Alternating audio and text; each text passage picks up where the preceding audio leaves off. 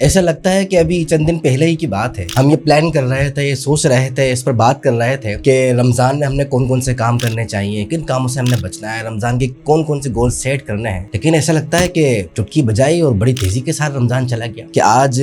اب بس رمضان ختم ہونے کو ہے، اور آج وہ دن آ گیا ہے کہ ہم اس پہ غور و فکر کریں، اب چیک اینڈ بیلنس کریں کہ آیا رمضان گزرا کیسے، کیا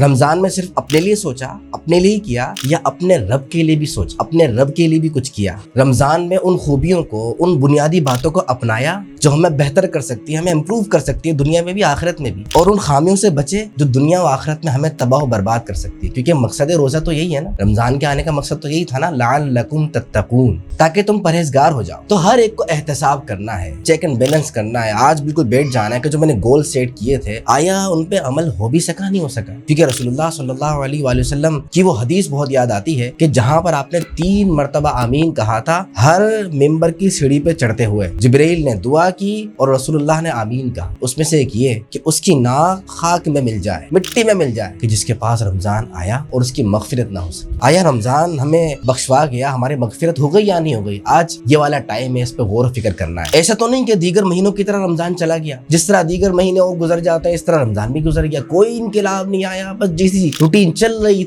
تھی رمضان بھی آیا، اب ختم ہو گیا۔ وہی رمضان سے پہلے بھی نماز قضا ہو رہی تھی، اس رمضان بھی ہوتی رہی، رمضان سے پہلے بھی قرآن نہیں کھولا تھا، اس رمضان بھی قرآن نہیں کھولا، وہی پرانی روش۔ رمضان کی عبادت کی قبولیت کا ایک طریقہ یہ بتایا گیا ہے کہ اگر آپ جاننا چاہتے ہیں کہ آیا میں نے رمضان میں جو ٹوٹی پھوٹی عبادت کی یہ قبول ہوئی یا نہیں ہوئی، کہا اس کا طریقہ یہ ہے کہ رمضان کے بعد بھی آپ کا عبادت میں دل لگے گا، نماز میں دل لگے گا، قرآن پڑھنے کا دل لگے گا، اور گناہوں سے بچنے کا دل چاہے گا۔ اگر ایسا ہے تو سمجھو رمضان کی عبادت قبول، رمضان خوبصورت گزرا ہے، اور اگر ایسا نہیں ہے تو سوچنے والی بات ہے۔ کیونکہ کہا جاتا ہے کہ رمضان امتحان کا مہینہ ہے، لیکن حقیقت میں رمضان امتحان کا مہینہ نہیں ہے، کیونکہ رمضان میں تو شیطان قید ہوتا ہے۔ اصل امتحان رمضان کے بعد ہوتا ہے کہ شیطان آزاد ہو جاتا ہے، اب 5 نمازیں پڑھنی ہیں، اب صدقہ و خیرات بھی کرنا ہے، اب گناہوں سے بچ کے دکھانا ہے۔ اور رمضان اسی کی ٹریننگ کے لیے آتا ہے، اسی بات کی تربیت کرنے کے لیے آتا ہے، اور ایک مسلمان کو پورا عبادت کے سانچے میں ڈھالا جاتا ہے۔ اور جب ایک مسلمان کو اس عبادت کے سانچے میں ڈھال دیا جاتا ہے نا، تو وہ صرف رمضان میں عبادت کرنے والا نہیں بنتا، وہ پوری زندگی عبادت کرنے والا بنتا ہے، اس کو پوری زندگی تقویٰ نصیب ہو جاتا ہے۔ کیونکہ آپ ٹریننگ دیکھیں نا، ٹریننگ تھوڑی سی ہوتی ہے، فوجی کی ٹریننگ ایک لمیٹڈ ٹائم کے لیے ہوتی ہے، وہ الگ بات ہے کہ پھر وہ پریکٹس کرتا رہتا ہے، لیکن جنگ فوجی پھر پوری زندگی لڑتا ہے۔ اسی طرح رمضان ہمیں ٹرین کرنے کے لیے آتا ہے، اس نے ہمیں ٹرین کر دیا ہے، لیکن عبادت، نماز،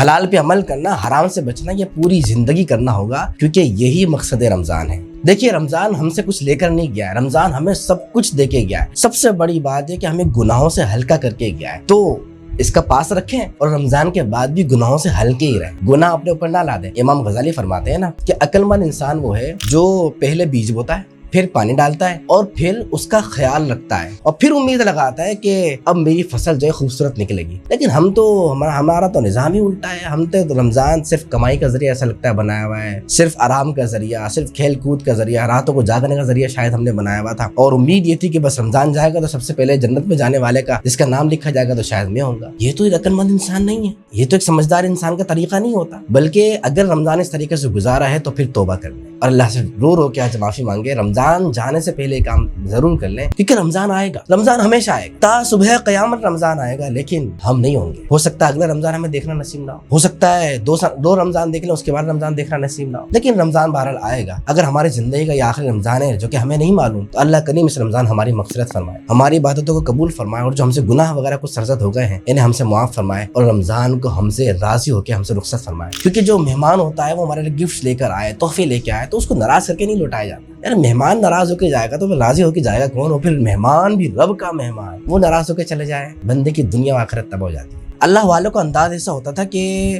وہ رمضان کے اینڈ میں محاسبہ کرتے تھے، اکاؤنٹیبلٹی کا ٹائم ہوتا تھا کہ یار غور و فکر کریں ہم نے کہ کیسے رمضان گزارا ہے۔ لیکن ہمارا تو نظام ہی الٹا ہے، یعنی اللہ والے پورا رمضان عبادتوں میں گزار کے آخر میں روتے تھے کہ ہم سے تو رمضان کی عبادتیں صحیح طرح نہیں ہوئی، اس کی تو قدر ہی نہیں ہوئی، اور ہم تمام معاملہ الٹا کر کے عید کی خوشیاں ایسے منا رہے ہوتے ہیں، اور عید کی تیاری ہماری ایسی ہو رہی ہوتی ہے کہ پورے سال پہلی صف میں امام صاحب کے پیچھے مؤذن کے برابر میں نمازیں ہم نہیں پڑھی، خوب قرآن پاک کی تلاوت ہوئی ہے اور ذکر اذکار ہوا ہے۔ اللہ والے تھے، اللہ پاک اللہ والوں کو صدقہ نصیب فرمائے۔ اللہ کریم رمضان کو ہم سے راضی فرمائے۔ رمضان جانے سے پہلے چیک اینڈ بیلنس کر لیجئے، اگر کچھ گڑبڑ ہو گئی ہے توبہ کر لیں، اللہ معاف فرمانے والا ہے۔ اللہ کریم میری آپ کی عبادتیں قبول فرمائے، رمضان کو ہم سے راضی فرمائے۔ اپنا خیال رکھیے گا۔